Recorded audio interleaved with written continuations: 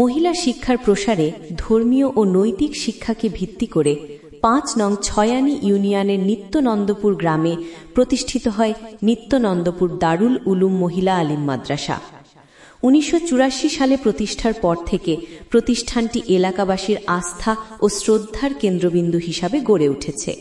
এই মাদ্রাসার প্রতিষ্ঠাতা ছিলেন শ্রদ্ধেয় মরহুম হাফিজ মাওলানা নুরুল আমিন। আন্তরিকতা, ত্যাগ ও শিক্ষার প্রতি গভীর ভালোবাসা থেকে তিনি মেয়েদের জন্য ইসলামী শিক্ষার এক আলোকিত দ্বার উন্মোচন করেন। তার অদম্য প্রচেষ্টায় মাদ্রাসাটি ধীরে ধীরে এগিয়ে যেতে থাকে।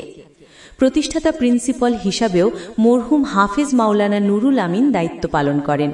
তার সুদক্ষ নেতৃত্ব, শাসন ব্যবস্থা এবং একনিষ্ঠ শ্রমের ফলে মাদ্রাসায় শিক্ষার মান ও পরিচালনা ব্যবস্থার ভিত্তি সুদৃঢ় হয়। তিনি শুধু একজন শিক্ষকই নন, ছিলেন ছাত্রী, শিক্ষক ও অভিভাবকদের নিকট এক আদর্শ ও অনুপ্রেরণার উৎস। সময়োপযোগী শিক্ষা পরিবেশ সৃষ্টির লক্ষ্যে ২০১৯ সালে মাদ্রাসাটির উল্লেখযোগ্য পুনর্নির্মাণ ও সংস্কার কাজ সম্পন্ন হয়। এই পুনর্নির্মাণের ফলে নতুন ও নিরাপদ ভবন নির্মাণ, প্রশস্ত শ্রেণীকক্ষ, উন্নত পাঠদান পরিবেশ, শিক্ষার্থীদের জন্য উপযোগী সুযোগ সুবিধা। পুনর্নির্মাণের পর মাদ্রাসাটি আজ নিত্যনন্দপুর এলাকায় মহিলা আলিম শিক্ষার একটি নির্ভরযোগ্য প্রতিষ্ঠান হিসাবে প্রতিষ্ঠিত। এখানে নিয়মিত কুরআন, হাদিস, ফিকহ, আরবি ভাষা ও আধুনিক বিষয় সমন্বয়ে পাঠদান করা হয়। নিয়মানুবর্তিতা, নৈতিকতা, ধর্মীয় মূল্যবোধ ও মানবিক চরিত্র গঠনে এই মাদ্রাসার ভূমিকা অত্যন্ত গুরুত্বপূর্ণ।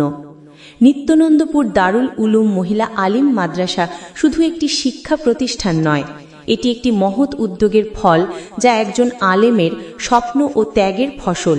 ১৯৮৪ সালের সেই ছোট্ট সূচনা থেকে ২০১৯ সালের আধুনিকায়িত রূপ, পুরো পথ চলাই প্রমাণ করে যে সৎ উদ্দেশ্য, নেতৃত্ব ও সমাজের সহযোগিতা মিলেই একটি প্রতিষ্ঠানকে সমৃদ্ধির পথে এগিয়ে নিতে পারে।